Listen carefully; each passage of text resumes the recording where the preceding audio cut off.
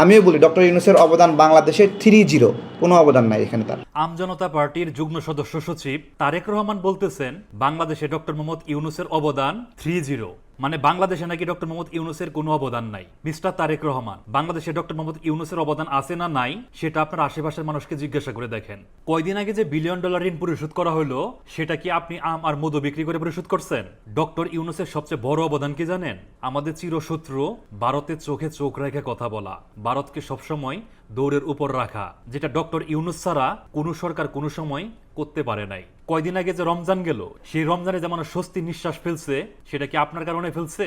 Doctor Mohammad Yunus বাংলাদেশকে যে Nobel নিয়ে এসে দিছে, সেটা কি আম আর মধু বিক্রির টাকায়? আমরা যদি পাল্টা প্রশ্ন করি মিস্টার তারেক রহমান, বাংলাদেশের জন্য আপনার অবদান কি? আপনি ফেসবুকে ভিউ ব্যবসা ছাড়া আর কি করছেন? 5ই আগস্টের পরে বাংলাদেশকে যখন মিথ্যা গুজব দিয়া ভারত ভাসায় দিচ্ছিল, তখন কিন্তু আপনি দেশকে উদ্ধার করতে আসেন নাই। আপনি বিশ্ব মিডিয়া এটা প্রমাণও করতে পারেন নাই যে সেগুলো গুজব এবং মিথ্যাচার ছিল।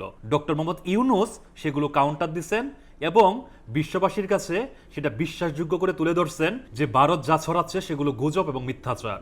আপনি যে কথাটা বলছেন বাংলাদেশের জন্য ডক্টর মোহাম্মদ ইউনূসের কোনো অবদান নাই, সেটা আমার মনে হয় আপনি বুঝে শুনেই বলছেন, কারণ আপনার দরকার ভিউ ব্যবসা, আপনার দরকার ভাইরাল হওয়া। আপনি জানেন ডক্টর মোহাম্মদ ইউনূসকে নিয়ে এই মন্তব্য করলে আপনি ভাইরাল হতে পারবেন, যার জন্যই আপনি এরকম একটা বেফাস মন্তব্য করছেন, যে মন্তব্যগুলো ফ্যাসিবাদ সরকার শেখ হাসিনা করে বেড়াইতো। ইভেন এখনো শেখ হাসিনার কর্মীরা সেগুলো বলে বেড়াচ্ছে বাংলাদেশের জন্য ডক্টর মোহাম্মদ ইউনূসের কোনো অবদান নাই। তাহলে কি আপনি এটা প্রমাণ করতে চাচ্ছেন যে আপনি ফ্যাসিবাদ সরকারের সঙ্গে হাত মিলাইছেন এবং বর্ডার পার হয়ে আপনার অ্যাকাউন্টে টাকা ঢুকতেছে, সেই টাকার জোরে আপনি বলে বেড়াচ্ছেন ডক্টর মোহাম্মদ ইউনূসের বাংলাদেশের জন্য কোনো অবদান নাই?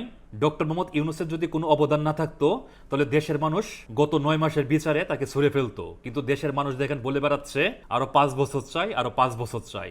এই চাওয়াতেই প্রমাণিত হয় ডক্টর মোহাম্মদ ইউনূস বাংলাদেশের জন্য কতটুকু অবদান রাখছেন। মিস্টার তারেক রহমান, একটা প্রবাদ আছে, আদার ব্যাপারী জাহাজের খবর নেয়। আপনি আমের ব্যবসায়ী, আপনি মধুর ব্যবসায়ী, সেগুলো নিয়ে থাকেন। ডক্টর ইউনূস কি করছেন না করছেন সেটা নিয়ে আপনার ব্যস্ত হইতে হবে না। ডক্টর ইউনূস কি করতেছেন না করতেছেন সেটাই দেশের জনগণ বিচার করবে, আমরা যারা সাধারণ নাগরিক আছি তারা বিচার করব। খুদাই এরকম ফ্যাসিস্টের মতো বেফাস মন্তব্য করেন না।